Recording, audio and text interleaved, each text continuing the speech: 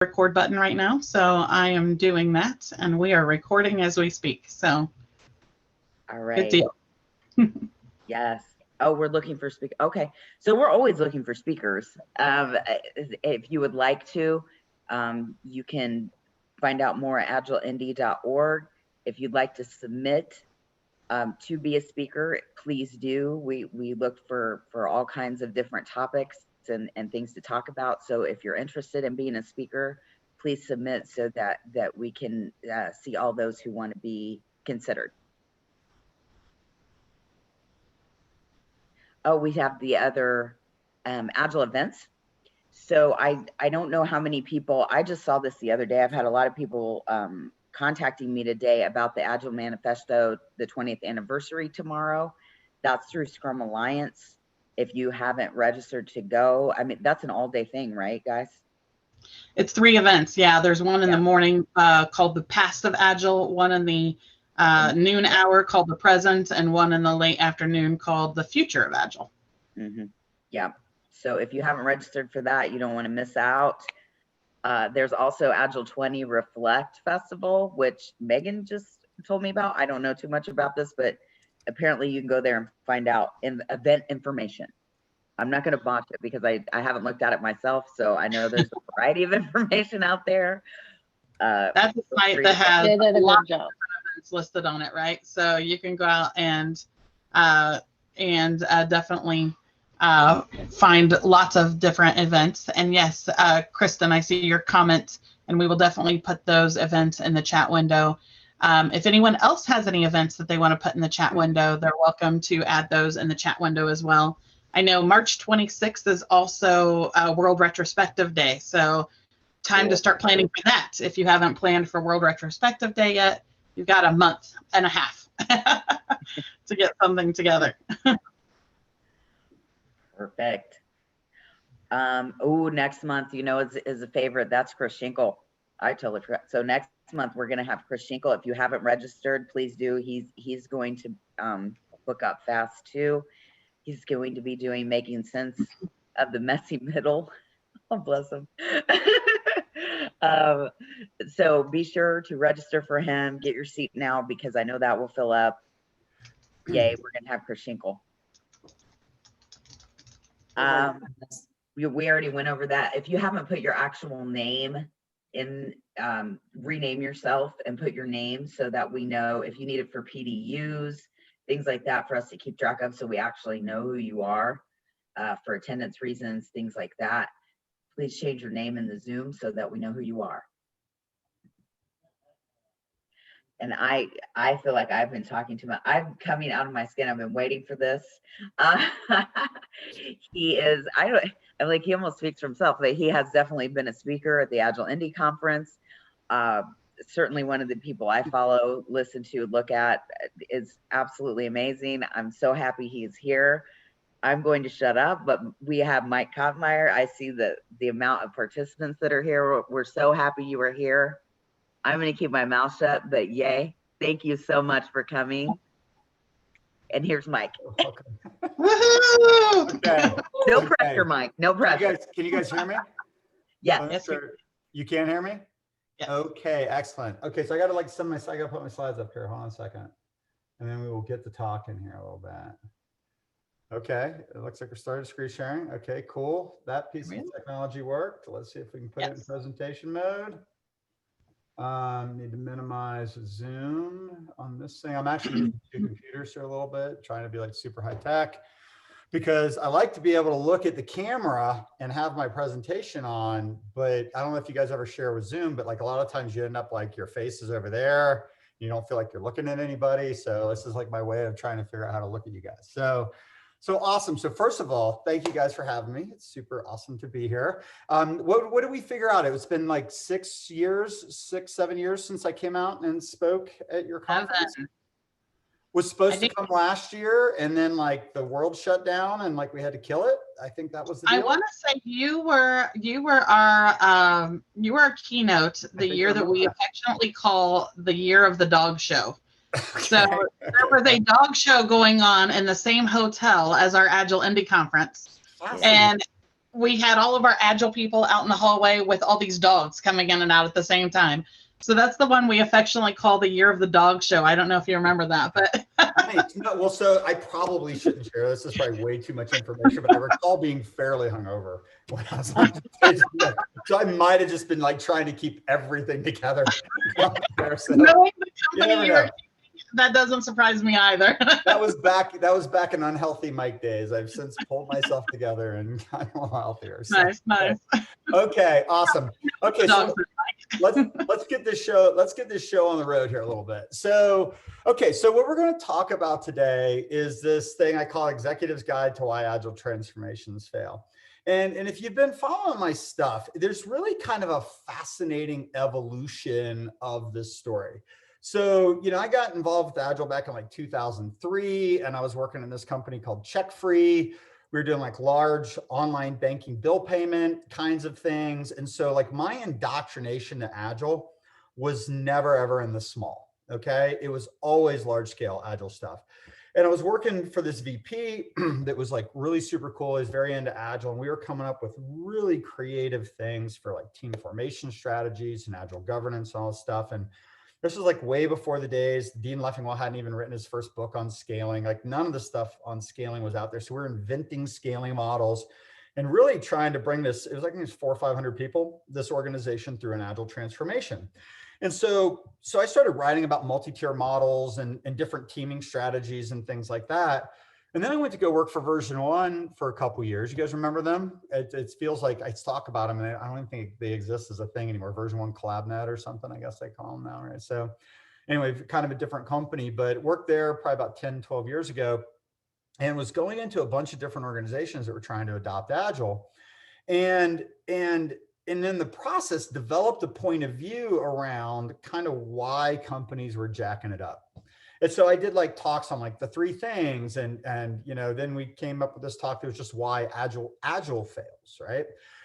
and the hypothesis behind that rev of why Agile fails was largely about people trying to adopt practices of Agile, right? And whether it be Scrum or extreme programming or now SAFe or less or disciplined Agile delivery, something like that.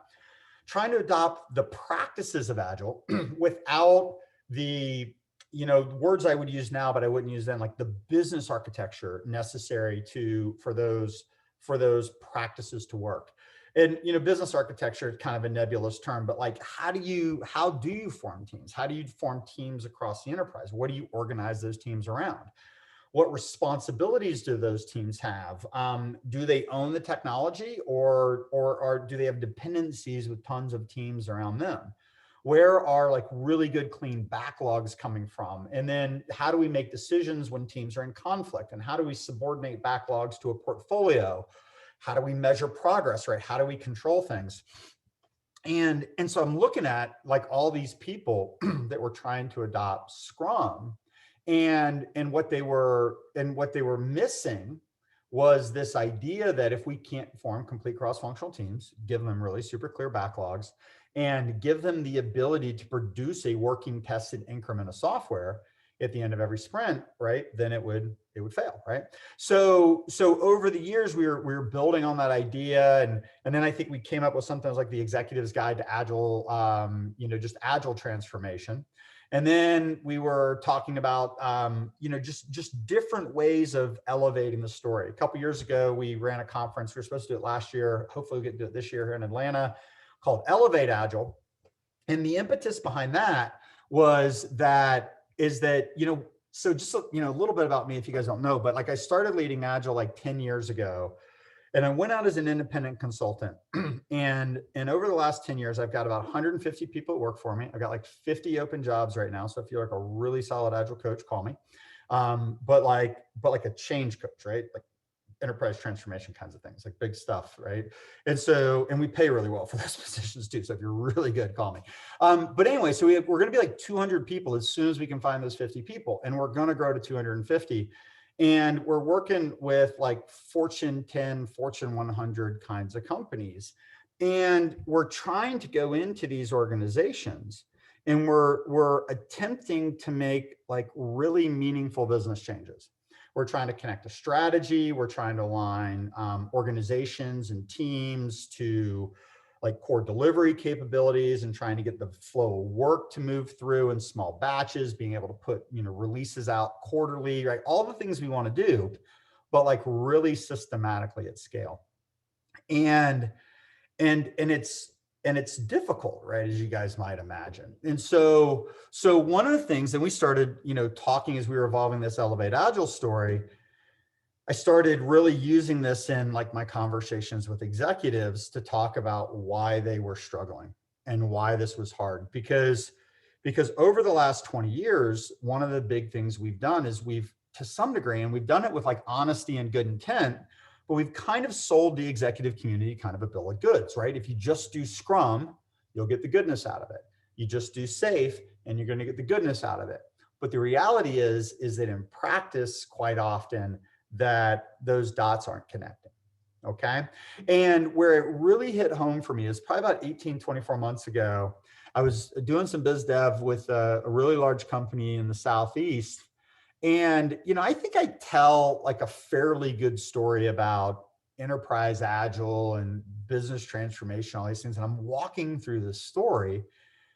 This lady said to me, and it kind of caught me off guard. She goes, no, Agile is something that the teams do. I'm talking about business agility. Help me with business agility. And I'm like, that's what I was talking about. And it was just like, it just dawned on me that there's this group of people that think like business agility is something different. And it is, but it's connected. And so what I started kind of noodling on was, how do you begin to tell somebody a story about business agility without like going to the fundamentals of like team level agility, right? Because as soon as you try to talk about, you're in a business agility context, you go try to talk about team level agility, they go, well, that's not what I'm talking about. I don't mean Scrum. I don't mean SAFe. I mean business agility. But then if you stay up in business agility, like what does that even mean? Like, okay, it's almost like you need team level agility to achieve business agility, but team level agility is like necessary, but not sufficient for business agility, right? So what we're starting to kind of wrap our heads around is like, how do you hold space with somebody long enough to be able to talk about this? And so as I was thinking about you guys tonight and trying to figure out like how I wanted to spin this talk, because I try to use really lightweight slides and just storytell with people. And so like, I don't like to do like really super pre-prepared canned talks. And so I have some notes over here. So I'm just going to glance at my notes for a second here in a minute.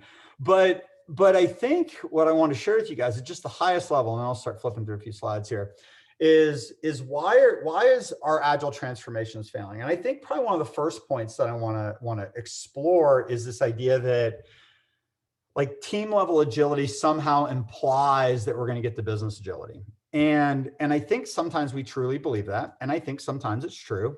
But when people are talking about business agility, and they almost always at any kind of scale want to go through an agile transformation because they want business agility and they think that's going to get them there.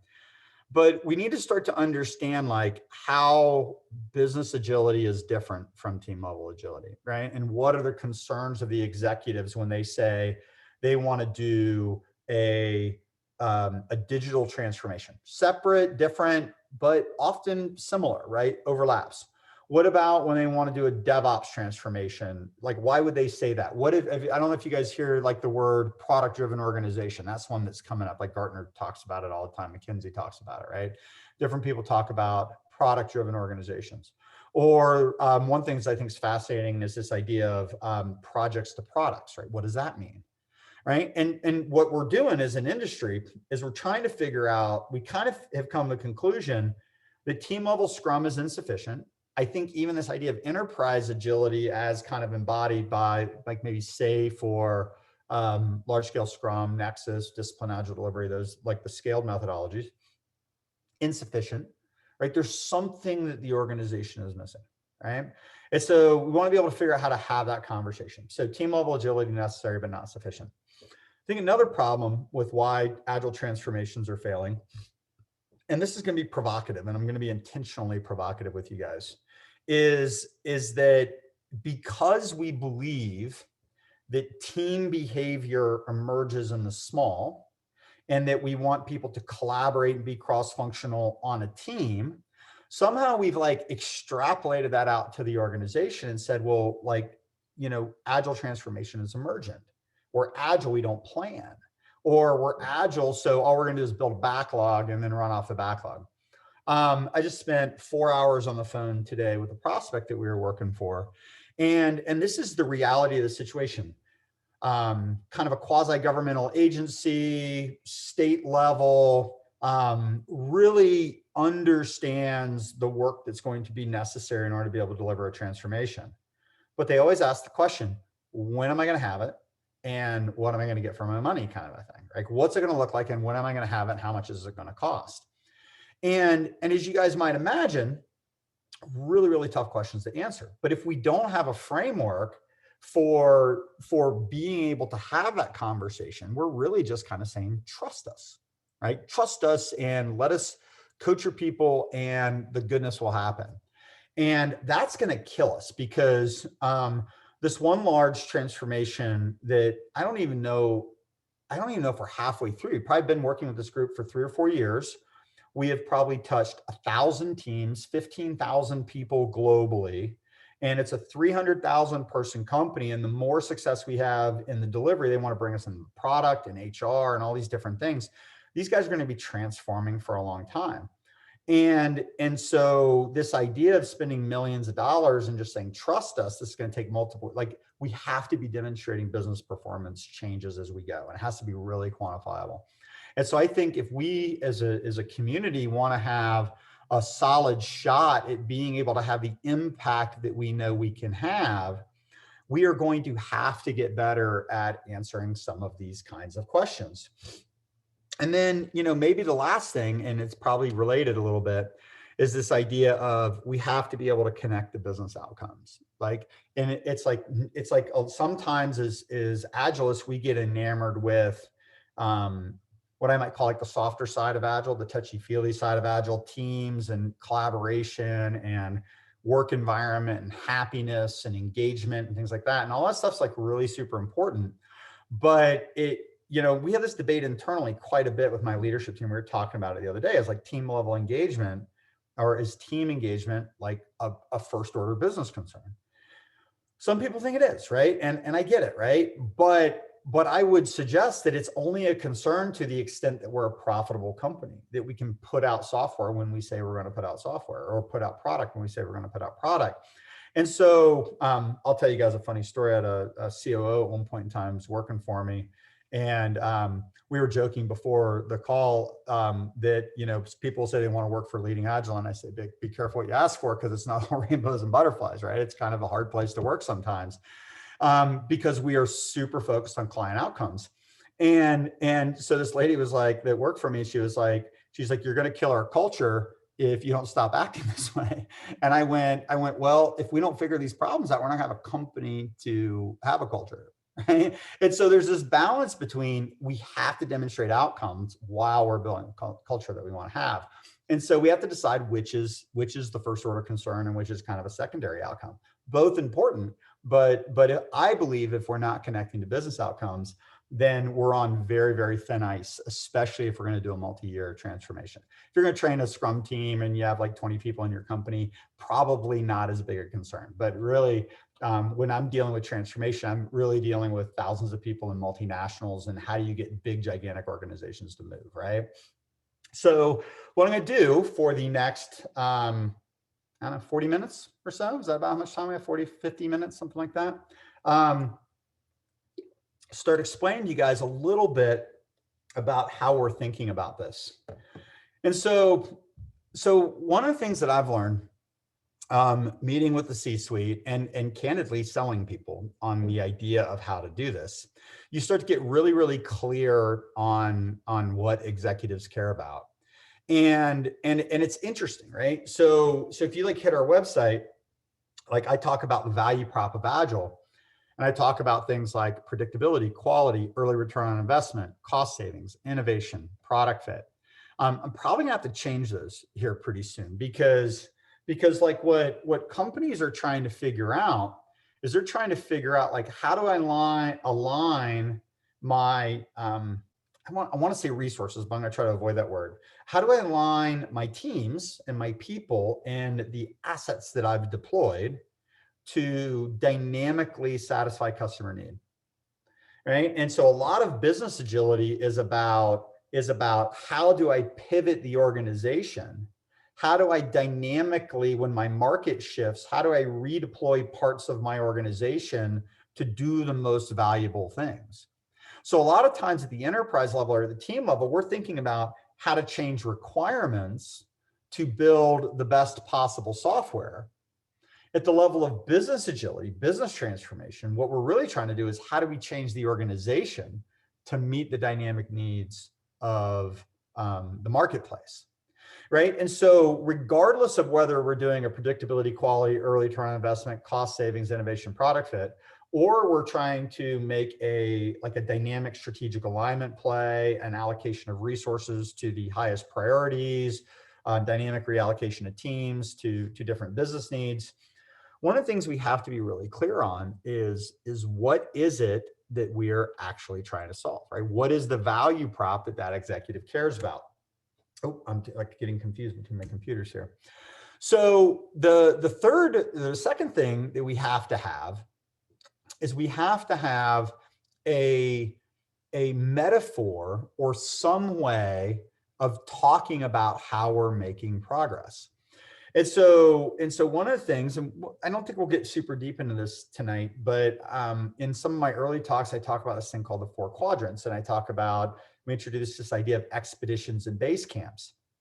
And the reason why we did that is because when you start off with an organization that's going through a transformation, there's so much that has to be done, right? We have to get teams formed. We have to get dependencies broken. We have to get the teams aligned with value, whether that be business capabilities or value streams or feature sets or whatever. We have to figure out how to install governance. We have to be able to start reducing batch size. We have to start getting predictable. We have to, implement whole different kinds of metric systems and get them thinking about how to dynamically allocate and break things into smaller pieces. A tremendous amount of work that has to be done conceptually across the enterprise to get everything into alignment. And what we were finding is that if you point where you're going too far out and all people can see is the resistance, they don't want to move. And so what we started trying to think about was, how do you break this up into smaller pieces? And so we came up with the idea of base camp 1, get the organization predictable. Base camp 2, start to reduce batch size. Base camp 3, break dependencies. Base camp 4, let's start investing in teams rather than in projects. So it's a little bit where the product story kind of comes in. And then base camp 5 was like, okay, so now we have these encapsulated, independently funded teams. Now, how do we get them to go out and be more innovative? That's a long road for a lot of different parts of the organization. So how are we going to measure progress along the way? So we created this model that takes the base camps and outcomes, and there's activities and very Gantt chartish, I admit, or you just think about it like a rolling wave backlog, right? Kind of a thing, right? There's a lot of different metaphors. But what we found is that it's really essential to keep the organization's attention is you have to be able to decompose the work in a way that as you're moving the organization along, coaching, consulting, doing workshops, helping develop skills, helping to stabilize velocity, things like that, we have to be able to tell the organization a story about how the work we're doing is progressing against our plan. And then we also have to be able to connect it back to value the whole time. And so the last little bit is like measurable results. And so we can't wait until the whole organization has changed in order to start seeing benefits. So we have to start even breaking our value hypotheses up into smaller bits so that we can do some work. Like we can say, okay, we're going to get this group of teams, we call them an expedition, to base camp 1 to be predictable. I can do these 7 teams in 3 months with 2 coaches, and I can demonstrate that they're going to be able to make and meet commitments, right? They're going to be able to operate off of a known backlog, and they're going to be able to deliver against a known backlog in a reliable and predictable way. Like, that's a result that I care about. It might not be the ultimate value that we want, but it's like a leading indicator. And so what you start to see, I don't know if you guys are familiar with the concept of leading indicators and lagging indicators, but it's like a leading indicator is like, okay, what can I measure that's really real, that gives me confidence that the things that are going to take months or years to measure are going to be delivered. And so what we find is if you can set up the right leading indicators, measure progress against them, and then show enough intermediate lagging indicators that are showing that the business performance is actually improving, then you can create a longer term roadmap to where you can hold the organization's attention long enough to actually go through these changes, right?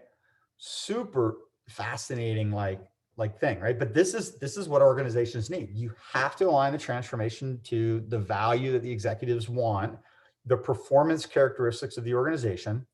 You have to structure the transformation in such a way that we start to see these leading lagging indicator relationships. And then as we do the leading indicators and the lagging indicators, we have to start seeing incremental measurable progress. We get in the trap sometimes because we don't really have a solid plan for how we're going to do the transformation that we start, they're like vanity metrics. Like, okay, I've run all these people through Scrum training, or I have product owners on every team, or I have a Scrum master on every team, or every team has a backlog, right? That's probably not a totally invalid one. But unless we can like connect those things we're doing to the actual performance of the organization and show a direct correlation, people get tired of spending money on this stuff really, really fast. Okay. And, we experience that viscerally as a consultancy. But you guys experience it too, right? You need 4 more coaches, or you want to do whatever, or you want to go do this training. And, people get to a point where they're like, okay, look, I'm tired of spending money on this stuff. I don't see any change.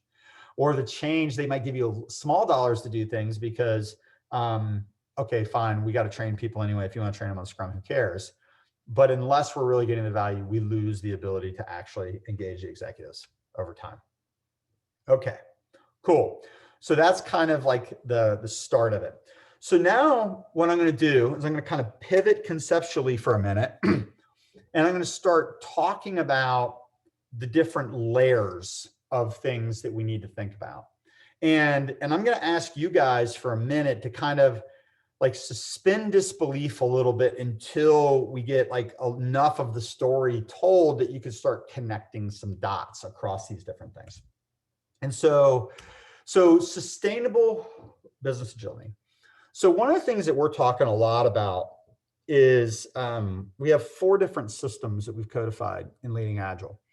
So there's one thing we talk about, so there's the system of delivery, which is basically like your Agile operating model. Okay, but that's really only part of the story. So one of the things that's fascinating is where we're at 20 years, right? Literally almost 20 years to the day of signing the manifesto. There's a lot of people in this world that know what an Agile organization is supposed to look like. They do, right? I mean, people get the idea of teams, people get the idea of backlogs, they get the idea of working tested software, they understand how technical practices fit in, they understand how DevOps works, they understand how Agile program and portfolio governance. This lady I was talking to today, when we had our first call with that group, like she could articulate where she wanted to go so clearly, right? But in the question she's asking is, well, how do I convince everybody else to do it? Because you have people in the organization that are worried about, are they going to lose their job? Is their job going to be materially different? Are they going to go from having a 50-person organization where they're the boss to having nobody, right? People are like really scared of Agile in a very visceral way. They want to know if their job is going to exist. And again, another bad habit we have is telling people their jobs aren't going to exist. And, unfortunately, I say bad habit, but sometimes it's true, but it's not always true, right? So we have to create safety for people. And so this idea of a system of delivery, right? The operating model is only part of the overall problem. Helping an organization understand how to get there safely in a reliable and predictable manner, I believe, is the secret sauce. Okay. The third piece is once you've gone through the transformation, and now remember, my brain is like, I'm not thinking about team level agility. I'm not thinking about enterprise agility. I'm thinking about dynamic organizational agility at this point when I'm talking about business transformation at this level with execs, because that's what they care about. So what I'm So what I have to think about is, what are the organization's mechanisms for adapting, not just requirements, but adapting the business architecture? Which value streams are important? Which value streams should we invest in? What is strategic alignment to our marketplace, right? That kind of a thing.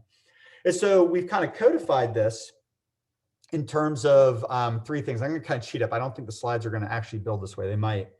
But the idea of a system of delivery, a system of transformation, how we're going to get there, a system of continuous improvement. And there's actually a 4th system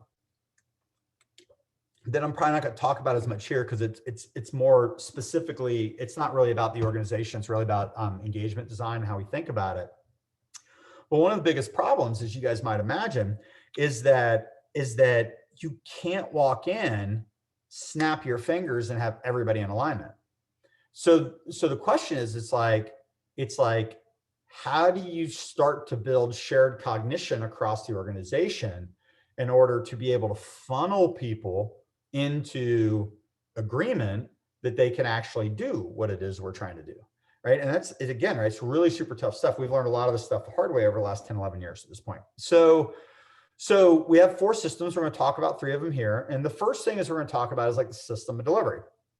So if you think about just small team Scrum, what is the system of delivery in small team Scrum? We know that we have 6 to 8 people. We know that they have ownership over the technology stack, right? They don't have technical dependencies. They have everything and everyone necessary to be able to deliver the product, right? They're not worried about anything on the outside. They've got a really clean backlog. They have the ability to produce working test and increment software. And they do sprint planning. They do daily stand-ups. They do reviews and retrospectives. They do burn down charts. They measure velocity. They do all the stuff that we're super familiar with, right? So the system of delivery in the small is actually very well self-contained.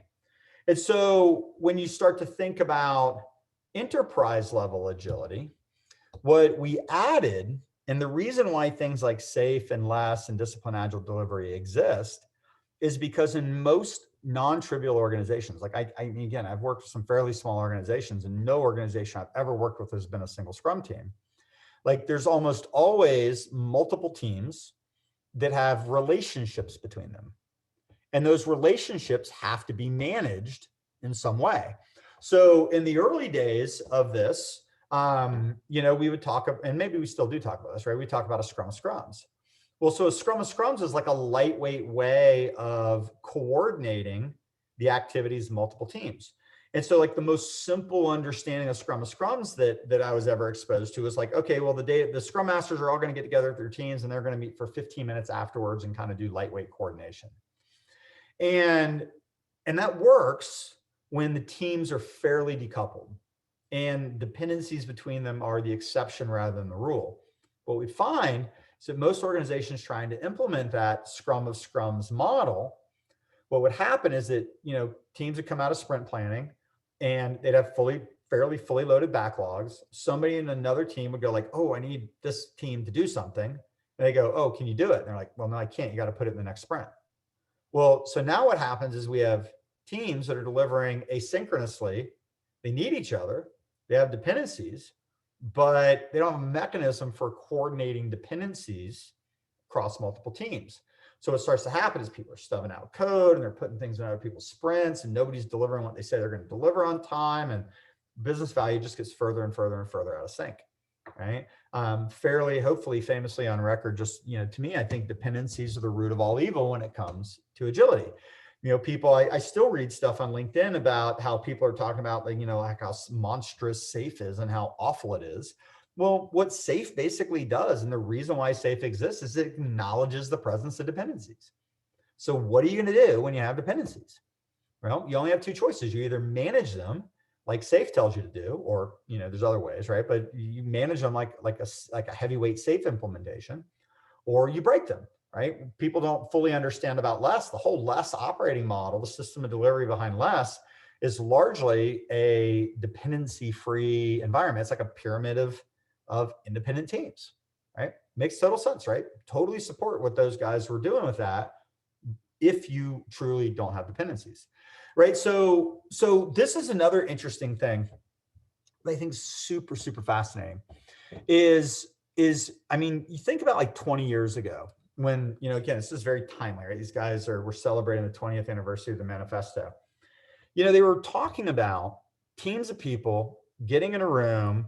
And I think the XP guys called it on-site customer. The Scrum guys called it product owner. I don't know what the formal times, those seem to be the two that lasted.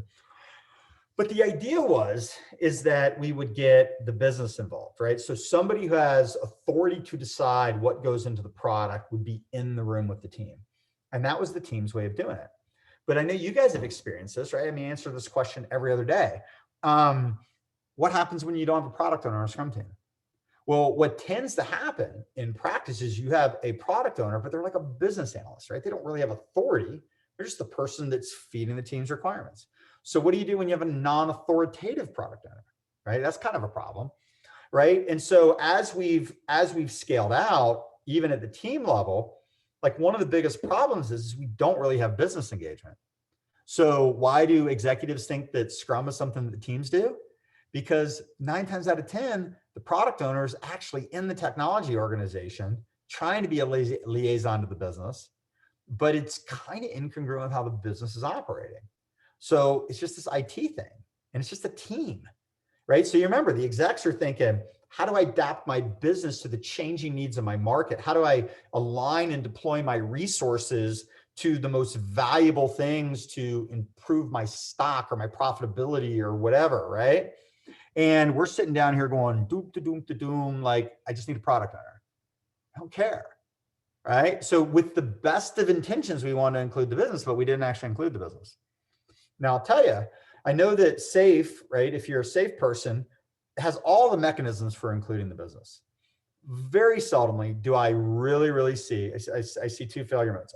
Don't really see the business included in a meaningful way, or they're included, but the business hasn't really transformed. So so they're at a bit of a standoff, right? The business is trying to play, but not really, they're not really designed to operate the way that the enterprise level Agile system of delivery is supposed to operate. They haven't really learned how to fully exploit that capability.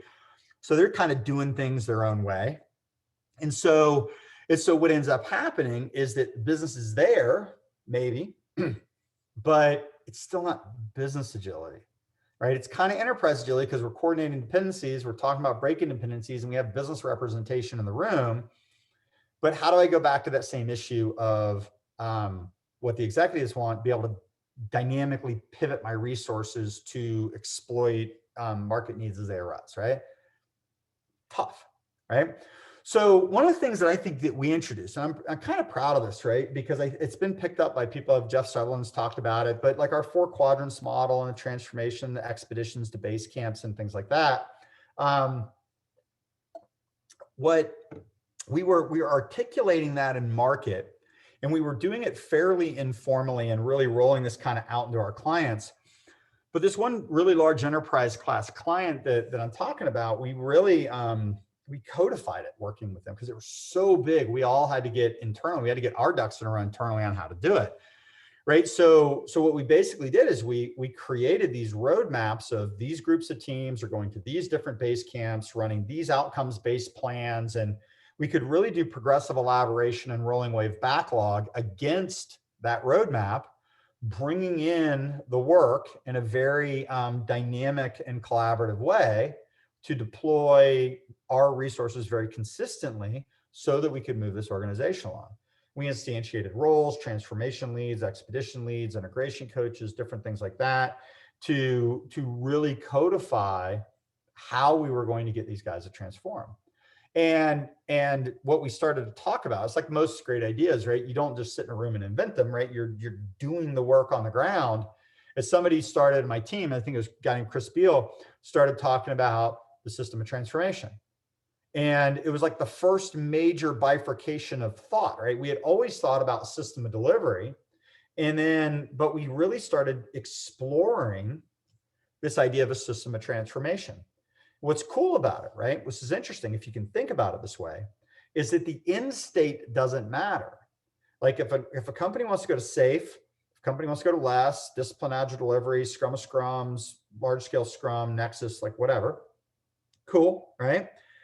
So you ask yourself, right, in order to do this methodology well, what conditions have to be true in order for that methodology to work? I've actually realized, I've learned this about myself. That's actually how I think, right? What do you want? What are the performance characteristics? What things have to be true in order for those characteristics to be achieved? And then the work of the transformation is about making those conditions true, right? So if it's, I need to have scrum masters, cool. If it's, I need to have product owners, cool. More than likely, it's something like, I need to break dependencies. It's, I need to align around the business architecture. I need the ability to form teams. I need to have dedicated teams around something that my customers care about. So you can start to think about, how am I going to sequence the activities that my coaching team is doing and my teams are doing? What skills do they need to have? What must they learn? What permission must I go get from the organization? What funding must I have in order to be able to create the conditions for safe to work? Right? It's kind of fascinating, right? When you think about it through that lens. So your system of delivery can be incredibly custom for whatever business problem you're trying to solve. Your transformation, your system of transformation is actually fairly repeatable. It's really kind of interesting because here's why it's so repeatable. Like the conditions you have to create for almost any of these methodologies are largely the same. Okay. Forming teams, building backlogs, the ability to feed those backlogs to teams, able to produce work test and increment software in small batches, break dependencies so they can operate autonomously, right? It's almost the same story no matter which methodology you want. So it makes the things you have to do to be able to get there to exploit that methodology fairly consistent. But here's my challenge, right? This is when I'm out talking to people. So these three circles are becoming, I don't want to say table stakes, but they're becoming very uninteresting for most people to talk about, okay? Because let's say we want to talk about a PDO transformation, right? So I've got a CFO that's like, okay, I want to align my entire organization around products, okay? First thing you're like is like, what's product? That was a conversation we had on our morning call this morning with my whole leadership team and my entire consulting company, right? About half of the show. So it wasn't all of us, but it was a lot of us. It's like, what's a product, right? I mean, we don't have time here, but like if I asked you, it's like, what's a product, right? On some level, it's intuitive. It's like, you know, something customer cares about. It's a feature set. It's like Microsoft Office. It's Spotify. It's like whatever, right? But the reality is that it's like products, most products that we have are made up of smaller products, right? So how do you have that conversation? How do the products that you align around in this product-driven organization, how do they operate? What gives you the benefit? What's the benefit of a product-driven organization, right? How do things roll up? How do small products roll up into big products, right? So, I mean, there's a whole lot of stuff. Like once an executive reads a Gartner report and says, yep, projects to products is what we need to do. Stop this project funding. We need to go to products. The next question you have to ask yourself is how? How, right? And as soon as you start explaining how, you go into these three circles that I just had that aren't interesting to people, right? Because they're looking for something that's very top level, like an overlay.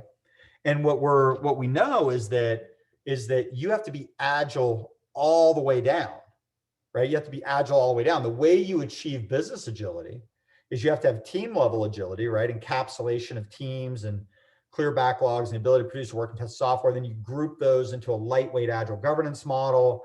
And then you group those into portfolios, and those are all encapsulated. And then you align those with the strategic organization, and you call this set of things products, and you stop funding projects, you start giving them steady funding, right? There's all these different things in the how that are really difficult to talk about because people kind of want easy answers, right? And so what we're kind of figuring out how to do a little bit as we learn about how to do this is it's like, how do you talk about it in a way that these three things are understood? And so a lot of like what I'm finding with executives is they say, okay, so you want a PDO. Well, let's talk about what has to happen in your business. how your business has to change, how your business has to think differently, how your business has to operate differently, fund differently, govern differently, all these things. So here's the characteristics of your business. This is the characteristics of your product delivery organization. How does it need to operate? And so like, I don't get into Scrum and I don't get into SAFe and I don't get into these things, but I look at like, okay, so what are the characteristics of a business that has a delivery partner that can operate in this way?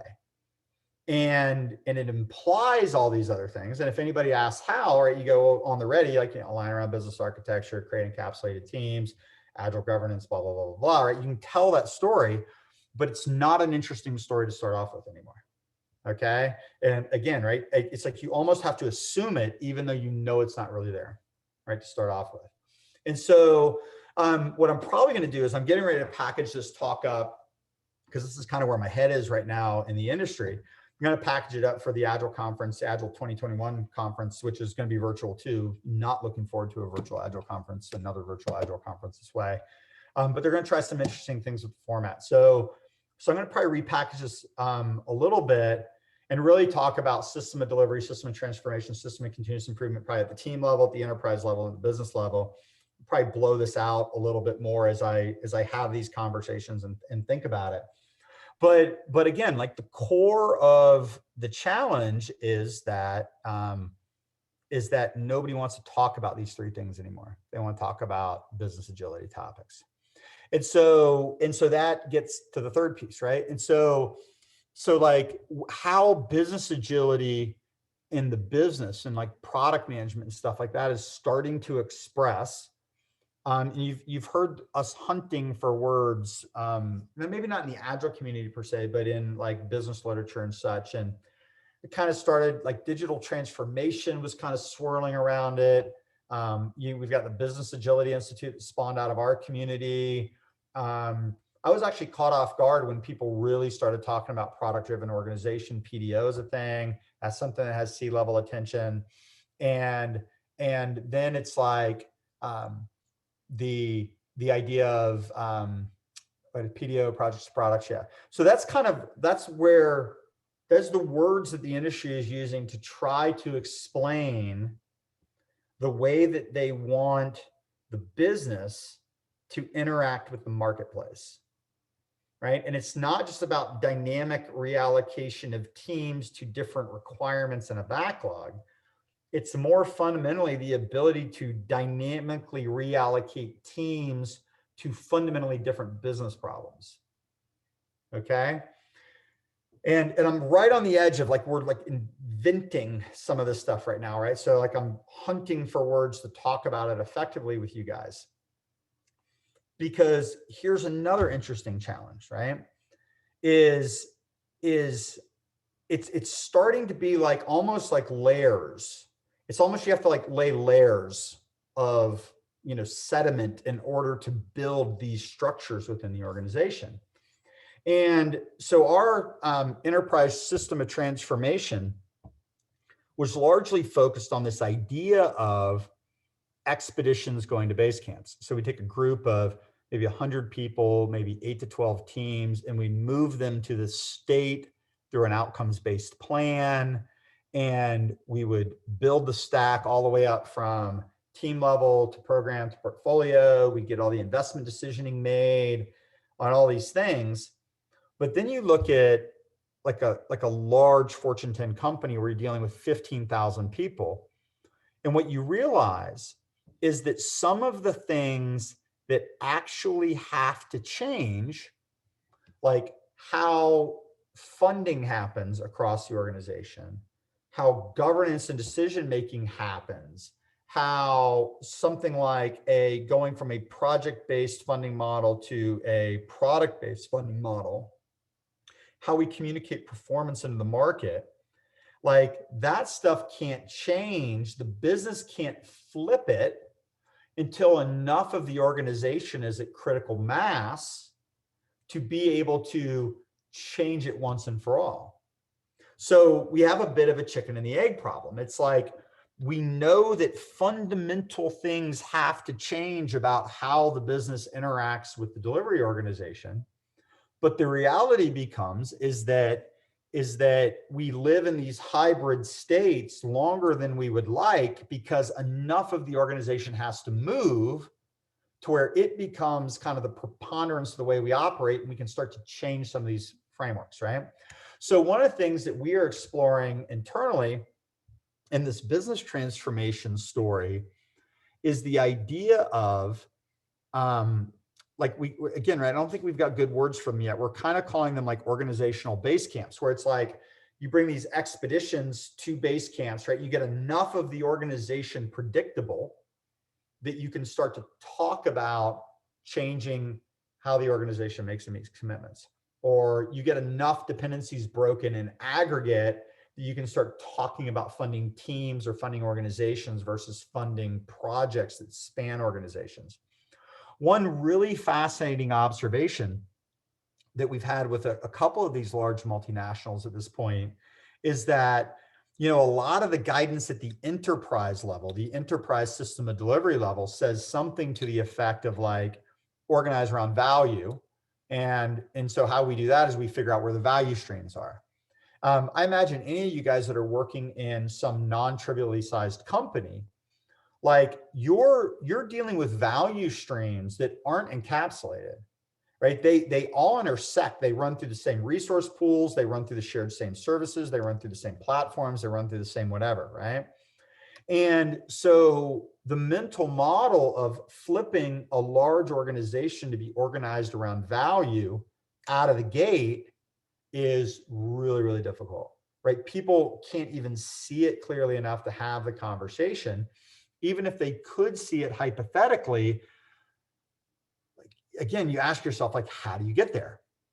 And so like one of the things, and this just gives you like an example of the kind of business transformation threads that I'm talking about, is so one of the things that we'll do often, because it's way more straightforward and it unlocks the performance of the organization, is we'll organize around business capabilities. And so you come in, you do like a heat map, look at the business architecture, you look at the organizational architecture, where people are, look at the technology architecture, and you look for ways to create encapsulated teams, right? So you go and you start forming teams, and you start creating agile governance, agile program management, agile portfolio management. You start creating these pyramids, right?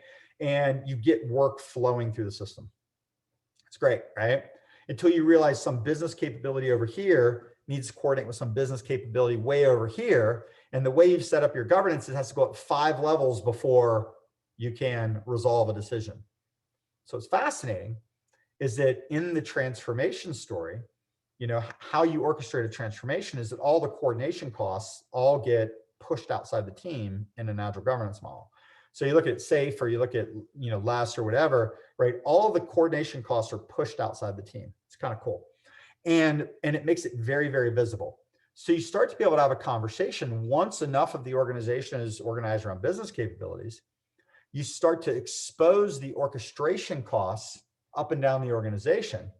And then you can make a rational argument that if I put these 5 capabilities underneath this part of the organization, then what I do is I reduce the latency and the orchestration costs across the enterprise. And what you end up with most of the time is being organized around value streams. So you don't start with that because the value streams are too big, too complicated, but you start with business capabilities, expose your orchestration costs. Once you see where the orchestration costs are expensive, group them, and that becomes value stream. It's fascinating, right? So again, part of the reason, you know, it's like, it's really hard to build slides around this stuff because I don't think we have like the answer yet. But what's fascinating is that this pattern is starting to emerge in some of these large clients. And so the language that we're using is starting to come out. We're starting to figure out, okay, well, how does that relate to what the market wants to do with PDO or digital transformation or projects to products or business agility or DevSecOps at scale, right? All these kinds of interesting things, right? Super fascinating. But then you can ask yourself, you go like, okay, so now I'm in a situation where got enterprise agility taken care of. I'm starting to understand how the enterprise has to be at sufficient critical mass to start changing business behavior. Then you can start to think about, how do we orchestrate the business transformation, right? That becomes a really powerful story. And then right? Then you can imagine an end state where you have encapsulated value streams, really solid business ownership. Value streams are able to produce small batches on a regular cadence, right? And the capabilities are largely grouped, the ones that work together. So you start to think about that. And now you can start to think about some of the stuff we've been talking about. How do I take that value stream? How do I deploy it, point it at something else in market, right? How do I go from making, something like some sort of consumer electronics product to making ventilators or whatever? How do I flip on a dime in a way where I have this encapsulated business capability and it makes sense to point it at something else as the market changes? Okay. So once you have that, right, then like kind of the holy grail a little bit, keep pressing the wrong keyboard, is how do you pivot that organization? So some of the things we're starting to explore with some of these clients is creating like a very persistent organization. And again, right, we're working on the metaphors for it, but it's almost like how do you put in a control that basically monitors the health and alignment to business objectives, to strategy of the organization, and actually orchestrates pivots in the enterprise, right? How do you look at how the business architecture, the value streams are functioning, how they're performing relative to market expectations, and constantly like innovate that? And so some of the things we're starting to play with are, things like, formal business architecture practices as it relates to an agile enterprise, or sometimes it's as simple as like communities of practice, or it's the ongoing ability to assess the performance of the different capabilities, making sure that the capabilities are pointed at the right strategic things. And so again, right, we're in the early stages of kind of hunting down what this system of continuous improvement looks like. So just to kind of re-anchor on our theme for a minute, I'm going to kind of pivot into the next little bit, and then hopefully we'll have a few minutes for questions after I get through this. And I also want to apologize. I see like the chat is like 44 chats. It's super hard to have a conversation and to talk about this and actually follow the chat. So maybe we'll get a minute towards the end, and we can, maybe I'll ask you guys to kind of put some of your questions back at the top of the queue and see if we can try to deal with them. But anyway, so these are like the things that we're thinking about. So tying back into the idea of like why business agility fails, it's like what we need is an organization that can pivot, right? We need a way to get there that is structured and measurable and demonstrates business value as we go. And then, is able to prove results. And again, I think the challenge, I think the Agile community has the answer. But our belief often is that we can teach people Scrum and do the lower level system of delivery stuff, and it will actually solve the problem. And so I think part of what I'm encouraging here is for you guys to recognize that there's this third class, there's this other set of problems that we're trying to solve, this business agility problems, the governance things, the funding models, the PDOs, the PDPs, right? All those things that requires the organization to be at sufficient mass and sufficient scale to be able to flip these models. The transformation story becomes important is because if we can't articulate with some level of kind of fine-grained confidence how we're going to go about doing this and what the business benefits are going to be as we go, and be able to manage the expectations of the organization, then you might, if you have a really strong, like somebody, like a really strong leader with really strong, like kind of a cult of personality kinds of behaviors that can really enlist people, you'll get some energy around it for a bit, right? And you'll get some movement, but these are multi-year things in a lot of organizations. And so you won't sustain the energy. And so again, I just reiterate, that's why it's so essential to be able to get the intermediate results, to be able to show how it's actually improving you now. Because if it's lots of years of undefined pain to get to some promised land, you won't do it, right? So the pain has to be counterbalanced with incremental reward. And a plan for how we're going to keep getting rewards, not just keep experiencing pain. And so whether you guys like think in terms of like our stuff, expeditions and base camps and organizational base camps, all these things, like what I would just strongly recommend is being willing to create at least a high level roadmap with like a 3 to 6 month rolling wave plan that basically says, we're going to do these things. This is how we're going to do them. Here's the changes that we want to make. This is how we're going to make them. And here's our hypothesis on the business outcomes you're going to get as you go.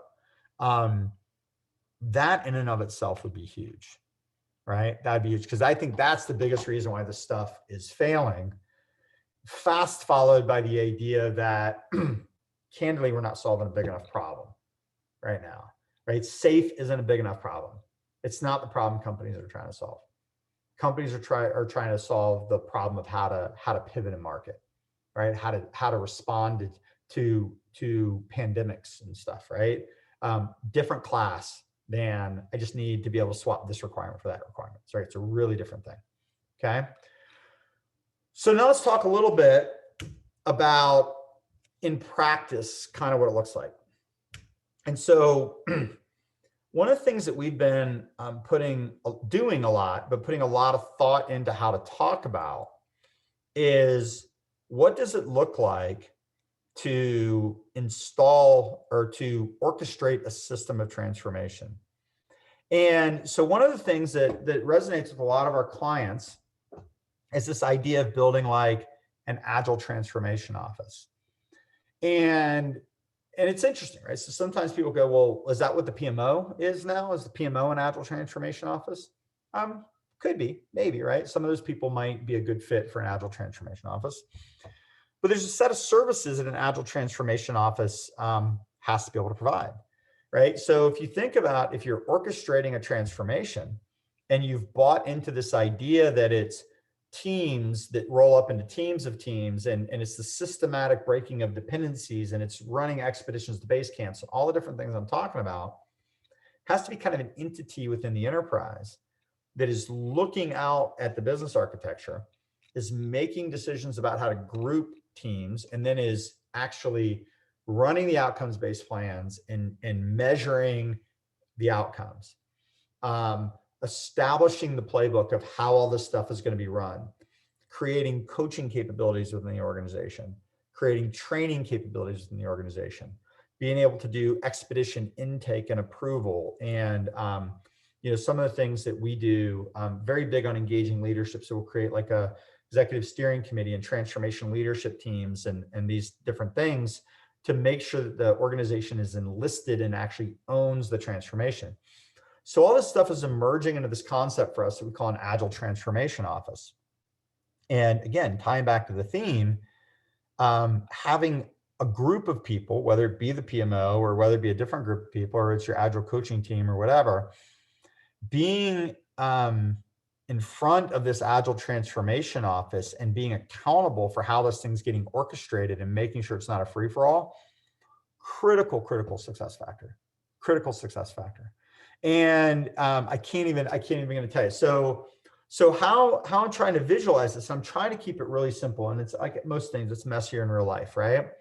But it's like, oh, did I go backwards? Oh, I knew I was going backwards. Okay, cool. Sorry.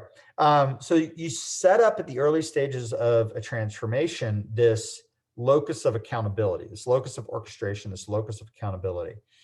And what their job is fundamentally to do is to begin instantiating the system of delivery in these various expeditions, moving them to these states, base camps, through these outcomes-based plans, to get them to very predefined performance characteristics, right? So it's a little bit like, one of the metaphors I've been using for a lot of years is like in pool, it's like calling your shots.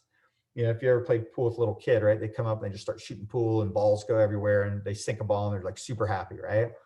We can't do run transformations like that, right? You have to be able to say 8-ball corner pocket, right? You got to be able to go that ball, that ball, that ball, that ball, that ball, right? So that's what the system of transformation is given for us.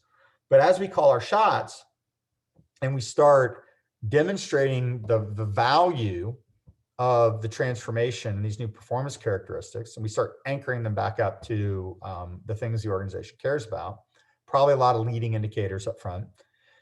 So the system of transformation begets the system of delivery. But you also have to recognize that while it's building the system of delivery, it has to like give a nod to building the system of continuous improvement. So what's the monitoring capability? What's the continuous improvement capability? What are the business architecture things? What are the strategic alignment things? The organizational design considerations that have to be maintained and nurtured. A lot of these things exist in organizations. They don't have to be grouped. They just have to function. And this is kind of like maybe like a last point that I'll try to make around this is that a lot of organizations have been at this agile transformation stuff for a long time. And people get tired of transforming. They just do, right?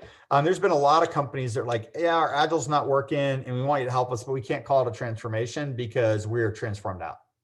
So it just needs to be continuous improvement, or it needs just help us be not messed up anymore. But it's not a transformation. Done, right? Done with transformation. And that's real, right? And so there's lots of things that you can dance around in order to make that a thing. But again, right?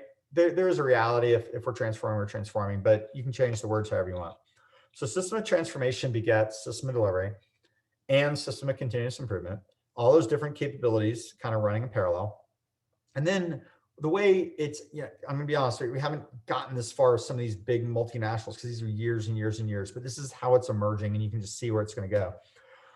What'll start to happen is at some point, system of transformation activities get deprecated and they basically get built into system of continuous improvement. And then you basically have two kind of things, right? You have kind of, I talk about this internally a lot, like in the business, on the business, right? So as a CEO of a 150 person consultancy, soon to be 250, I spend most of my time on the business. So I'm monitoring organizational health, organizational culture, financial performance, our organizational design. We just went through a major refactoring internally, carving out some different services, creating greater encapsulation, trying to break dependencies, created some new dependencies, right? So in a large part right now, Mike Cottmeyer is leading Agile's system of continuous improvement. Like I'm the guy that focuses on the business. Chris Beal is kind of my in the business guy, right? He orchestrates with, Dennis Stevens and Brian Sondergaard and a few other people on my team to do client work. But so this in the business, on the business is very visceral to me. But I think even within your organizations, I think you're going to end up with an in the business, on the business kind of function. So once you're done transforming, you will have a agile delivery capability. You need to care and feed it. You need to maintain it. You need to make sure people come in, they get trained, they understand your operating model, understand how you work, what you measure, how you control, behavior expectations, cultural indoctrination, right? All those different things, right? But they go and they work in a relatively static system of delivery. As the market changes around that system of delivery, you have to have a capability to be able to monitor and improve and dynamically reallocate. And that class of things is largely in a system of continuous improvement.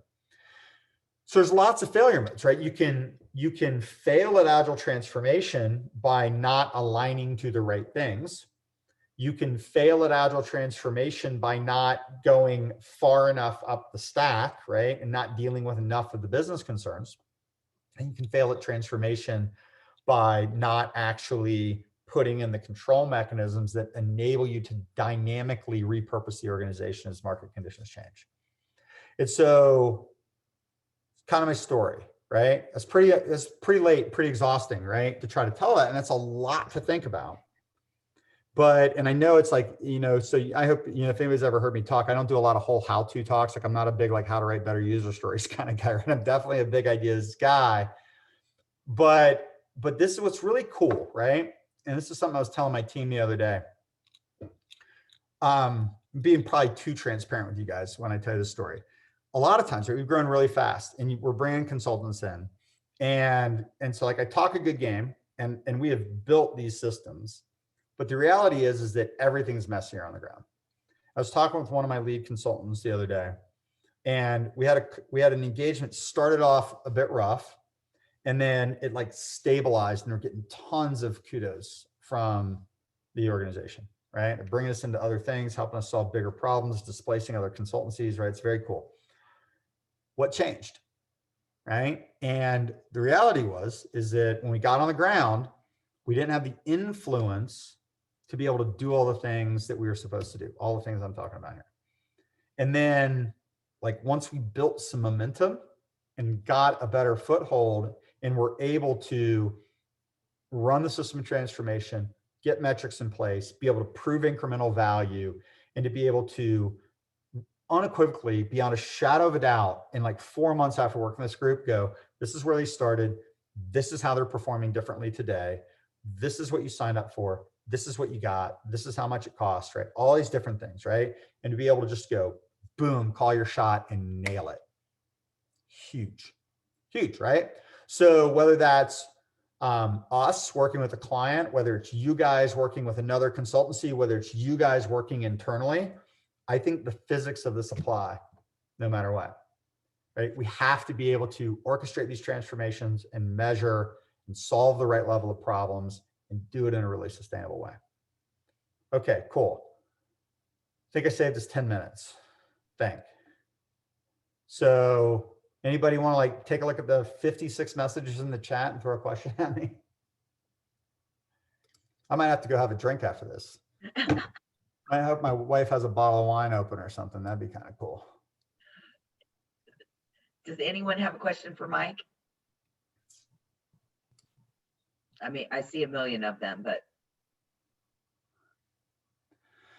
So Eugene, so I'm just literally just picking this off like first thing that caught my eye. So Eugene asked, I know this is borrowing vocabulary from the past, but the organization that can pivot might need the leadership of an Uber product owner, COE. Yeah, right. And there's a lot of different things that you can call that, right? You know, one of the things I've caught myself saying, and if you guys aren't familiar with the thing, you can find it in Wikipedia. It's like turtles all the way down. That's what I was saying. So when they're like a thing back in the day, it's like, well, what does the earth float on? Well, it's a turtle. What does a turtle float on? Another turtle, right? It's turtles all the way down, right? And there's like this whole line of philosophy around, like, it's like almost like a 5 whys thing. Well, why is this? Why is this? Why is this? Why is this? Why is this? I think these problems are interesting. They're all recursive, right? At the end of the day. Right. So we want teams, backlogs, working tested software at the orchestration at the ground level. And then as you start rolling things up, right, it's basically teams, backlogs, working tested software at every level, right? It's encapsulation at every level. It's clean backlogs at every level. It's the ability to put things in market fast at every level, right? That's what business agility is about, right? So when we say that we want to redeploy organizational units to solve different problems in market, I saw somebody commented on the thing I did around like pivoting from making something to making ventilators or whatever in the COVID, right? I mean, that's just a big way of, that's the same thing as putting one user story in and inserting a different user story. It's just that user story is a ventilator, right? It's a bigger thing over a longer period of time.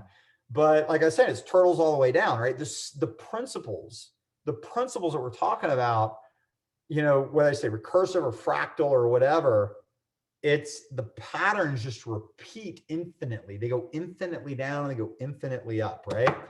Super fascinating. So to Eugene's question, right? Might they need like an Uber product owner or a COE?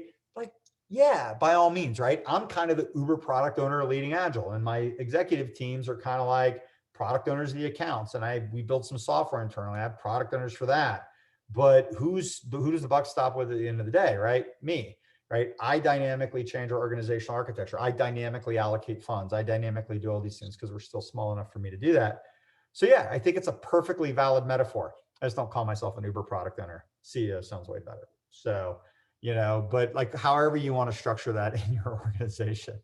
So it took me a little bit to get used to that title. We were 9 people. People were like, oh, you're the CEO. I'm like, can you be a CEO of 9 people? Like, I don't know. It feels like a pompous title.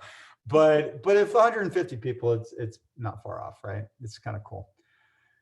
Okay. Isn't it continual transformation? David says, are you never done, right? That's a little bit of what I'm trying to hit at with this idea of continuous improvement. You know, again, right, organizations get transformation fatigue. There's a whole lot of organizations that we talk to that really need to get better at what they're doing, but they've been through a transformation. They've spent the money, they've hired the consultants, they've done whatever. They can't, sometimes politically, you just can't say we're transforming, right? So you got to come up with a different name for it. So, you know, but it gets into like, can an organization, like you adapt or you die, you grow or you die. I believe that to be 100% true. People ask me all the time, it's like, you know, how big are you going to grow leading Agile? Like, what's more is there to do? Like, and I'm just like, look, I love what we're doing. I don't want to atrophy. And so the only thing you can do besides atrophy is grow, because there's no homeostasis, right? I don't think there is in any organization. So we'll come up with different ways of talking about it, but yeah, continuous and change, continuous adaptation, continuous market realignment. It's going to get more intense than less intense. And so the ability to pivot like this is going to be more key. Okay, I have no idea what question this is, so we'll have to see if I can answer it. In lean manufacturing, frontline workers can always safely pull the cord if they start to see problems. Everything stops, the issue gets solved. They're encouraged to do that. Executives and managers in Scrum need to create a culture where that's safe to do, not train barreling down the railroad, no matter what they run into. How do you persuade executives to implement that culture? So I have a fairly strong point of view on culture. It's like, and I think people don't like, it's just a fascinating thing to pull apart. Like I don't think you attack culture directly. I think you align systems and you give it really clear policies and governance. And then you encourage certain behaviors and attributes and mindsets to emerge out of the aligned systems and the really solid practices. So you think about it, right? We want collaboration at the Scrum team level. Scrum's, it's so easy to get sucked down this level because it's such a powerful metaphor we understand.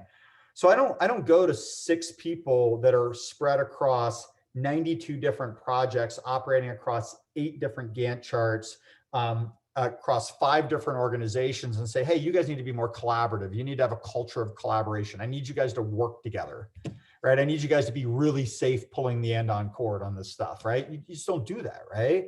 What you do is you say, look, what we're going to do is we're going to put you on a dedicated team of 8 people. We're going to give you a single voice of the business, the product owner, and we're going to ask you to make commitments on 2-week intervals. We're going to ask you to establish stable velocity, and we're going to ask you to get to a agreed upon definition of done at the end of the sprint. And if something's not done, expect you to raise your hand during the sprint review and go, this isn't done, right? That's how you pull an end on cord in Scrum, right? You have to create the conditions where it's safe and expected to pull the end on cord. That's how you do it, right? Because here's the reality. If you have an executive up at the top who's like we have to get the market. And here's the thing, right? As an executive now, you got to have empathy for that. We have to get to market. We have, it's so critical that we get to market and we satisfy these objectives, right? The Agilists have often gone way to the other side that basically says, we're so tired of getting beaten up that we're just not going to commit to anything. And that is an untenable situation. There's no executive in the world that's going to say, look, software craftsmanship, pull the end on cord, all these different things, just do whatever you want. And it's going to be okay. Right. So there's some balance. Right. And so to me, that balance at the team level is a dedicated team, everybody necessary to do the work, encapsulated technology, no dependencies, clean backlog, able to produce working tested software, continuous integration, continuous deployment, test driven, all day long, acceptance criteria, product owner sign off at the end of the sprint. Within that safety, we're just going to basically say the story wasn't done. And it'll carry over to the next sprint. That will impact velocity. I can go to my leadership team and I can say, okay, we were hoping for a velocity of around 40 points. We're averaging the velocity of 32 points. That means that we're going to drop these features out. These features are going to be in, or we need more time, or we need to thin out some of the features. We need to do something, right? There's options. There's always options. Okay. But just saying, pull the cord, stop development, nothing's going to work because there's a middle ground, right? So this is the reason why I'm so big on systems, is because it's like, to Daniel's question, it's like, how do you attack that behavior? How do you get somebody to speak up when they're going to get fired? Or how do you get the execs not to put pressure on the organization when they have no idea when anything's going to come out the backside. Right? So you have to address the visceral concerns of the people on both sides, because the executives need safety as much as the people need safety. Because you think those executives, they're sitting in a seat of power, they make all this money, right? They are more vulnerable than the developer on a team. Because if that stuff doesn't come out in 6 months, they're gone, right? They have power while they're in the seat, but their seat is so fragile, right? So we have to give execs, Dennis likes to say, Dennis Stevens, one of my partners in Leading Agile, talks about you have to have a reliable system that you can delegate into, a trustworthy system that you can delegate into. So for the execs, we have to build a trustworthy system that they can delegate into and get predictable outcomes, right? Within that context, we have to create safety for the development teams to tell the truth. And we create the safety for both everybody, like everybody gets to behave rationally at that point, right? Most people behave badly because they're afraid. Right? They put pressure on other people because they have power, but it's because they're afraid, right? So how do we create safety for them so that so everybody gets what they need, right? Everybody's operating in a healthy ecosystem. You know, my version of that, people like, how big are you going to grow Leading Agile? How long are you going to run it before you sell it? I'm going to grow it as big as I can grow it, and I'm going to run it as long as I can, as long as it doesn't suck, right? It can't suck, right? It can't be miserable to come to work every day. And a lot of these people are in situations where it's just miserable to go to work every day. Right? So we got to create a healthy ecosystem so people can behave rationally. Okay, do we have time for one more, or should we cut it? You guys tell me. I mean, if you want to do one more. I am totally cool. I can hang out for a half hour if you guys want to. You don't need me for that long, but everybody else is like, no, I want to go. We still have 90 people on, so I think one more is fair. Okay, we are biasing towards the people who ask questions later. So, okay, so let's take Sam's question. Let's see if we can read it, see if it's something I can answer. Deliver something you can clearly identify and understand. Under commit, over deliver, succeed and continue, fail and move on, evolutionary business. Agile is a great approach, but in the end, it's just a better approach. It's not change the underlying reality. Not really a question, and I don't know if I want to try to get in that philosophical loop here. So I want to try to anticipate what Sam was thinking there. Okay, Angel's coming to the rescue. What do you recommend for a leadership team that refuses to make the necessary changes to the ecosystem? Fascinating. So I'm going to tell you, great end question, right? I'm going to tell you how I think about this, right? I alluded to this earlier. I've been thinking about this a lot. I'm going to write a post on it or do a talk on it or something. But if you want outcomes, if you want certain performance characteristics in your organization, there are things that have to be true to achieve those performance characteristics. So what you're basically saying is, if you say, what about a leadership team that refuses to make the necessary changes? What they're basically saying is I want the business benefits, but I'm not willing to make the sacrifices. I want to lose weight, but I'm not willing to eat less and exercise more, right? You can't have it. You can't, right? You just can't. It's physics, right? And so this is why I started my own company. I know this isn't fair because a lot of you guys work for companies and you don't get to play this game that I'm going to tell you I get to play. I spend a ton of time. This company I talked to this morning, we've probably been on 8 phone calls with them, and it's very short burn here. We just had a 4-hour session with all their executives, and like every single time they're like, "You'll do that for free. You'll do that for free." And I will tell them, I'll say, "Look, there's a way that we do this, and this is what works. Period. And you got to know that when we come in, this is what you're going to need to do. So when you hire us, this is what you're signing up for. So I need to make sure that you're willing to do these things as much as you want to make sure that we're the right consultancy for you. Because if they're not willing to do them, like, what does that do for me, right? So I put some people on the ground, I make some money for 3 months, I burn a relationship, I can't solve their problem, they think it's my fault, they start talking bad about Leading Agile in market, and next thing you know, we have a ding on our reputation. Don't need it, right? It's not worth the money in the short run for me. So I will sit on what I call the physics of trend. Like, these are the things that have to be true, period, or you're not going to get what you want, and you shouldn't hire us. right? And so what do you do when they won't do it? I mean, candidly, what it comes down to is you have probably two choices. You either operate within your span of control and you apply the principles the best you can locally, fully recognizing that you are creating a local optimization within your enterprise. It's cool, right? So what I might do is I might say, okay, I'm going to get my 8 people and my team to operate with as few dependencies as I can, and I'm going to create a healthy ecosystem within the world I can control. A lot of people are content with that. And you could probably carve a nice little way of life for yourself in a large jacked up company. If your ambitions are bigger, then you have to be able to sit in the face of power and clearly tell them, look, you have to do A, B, C, and D, or you're not going to get what you want. And if they sit there and go like, well, I expect you to give me what I want, but I'm not doing any of that, I'm going to be a little disrespectful here, but I call it like, I want a pony syndrome. And I guess like a kid who's like, I want a pony, right? Well, you're not going to get a pony. I want a pony, right? You're not getting a pony, right? So it's like, you can't have a pony. And then you have to decide as a professional, a high integrity professional in your field, probably operating under some sort of code of ethics. Do I want to be in this environment?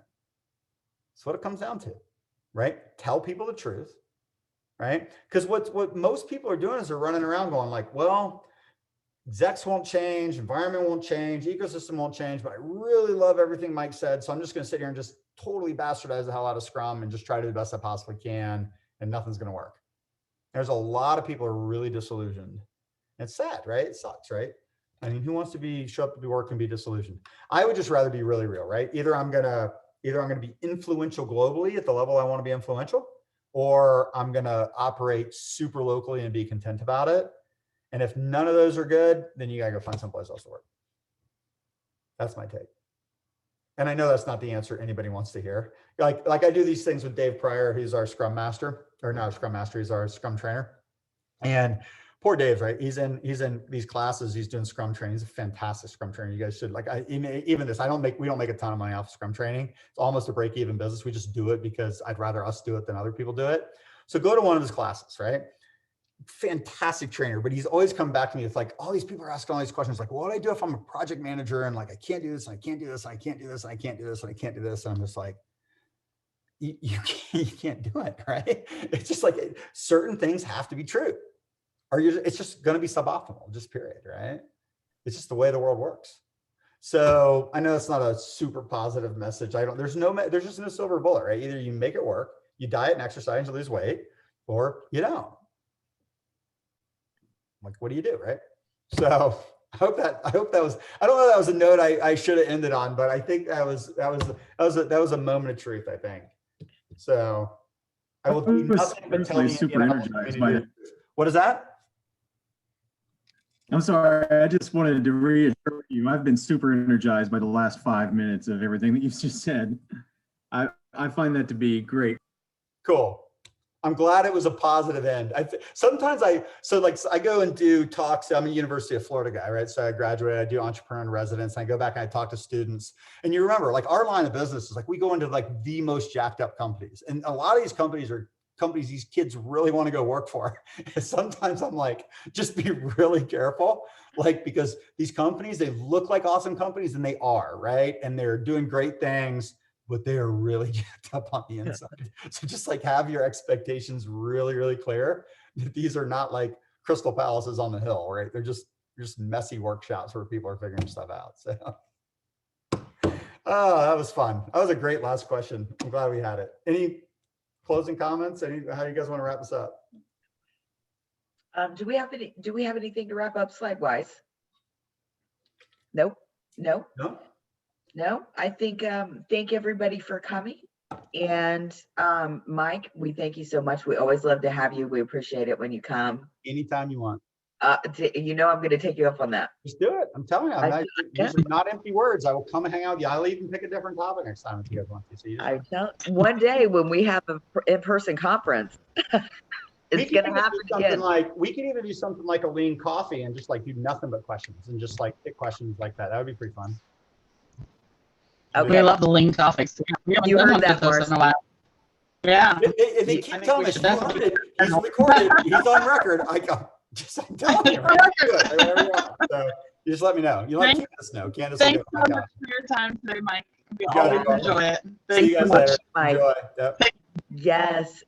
Good evening, everyone. Thank you for coming. Thanks. Bye. Bye. Thanks. Bye, everybody. Thank you. Bye. Wonderful stuff. Awesome. Yeah, this is really good stuff. All right. Peace, y'all.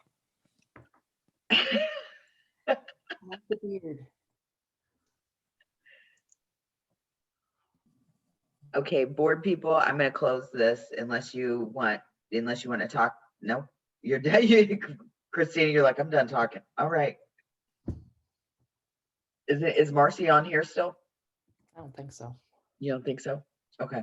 Nope.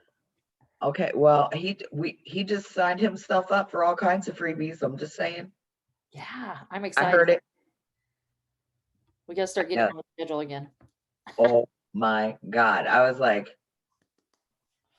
yay. Very cool. Very cool. Very, very cool. I want to hear about how your job's going at some one day when we catch up. Absolutely. Is it good though? Yeah, I love my work. Okay. Good. So much of what Mike says, it's these great big companies that you think are perfect. You get in there and you're like, whew, what a cluster. I know. I needed my 2 day. I actually got to have in-person training Monday and Tuesday. Because I've been working from home since March. Yeah, me too. And I got to go to training from the back of the room, and it was glorious. Awesome. In person. Yes, I would. I was glowing for 2 days. I thought I was going to be tired and exhausted. Oh my gosh. Yeah, and I had to talk for 8 hours. I thought, oh, I'm going to be a mess. I was not at all. I'm not surprised. You're too good. No, not that good. All right. Well, I'm going to end this session, and I will talk to you soon. Thank you so much for helping. Yep. I'll see you. I know you want to be a host soon. I don't know. You got to hit my sarcasm level though. No, I do not want to be a host. I just want to back you up all the time, Jenny. Oh, that's good because all the stuff you do, I don't do well. I'd rather do all that stuff, and then you can just be that face up there and talk all you and because that's what I love to do, man. I'm not the mechanics kind of girl. I'll be the mechanics. Right on. You be. Thank you so much. Bye. Bye, dear.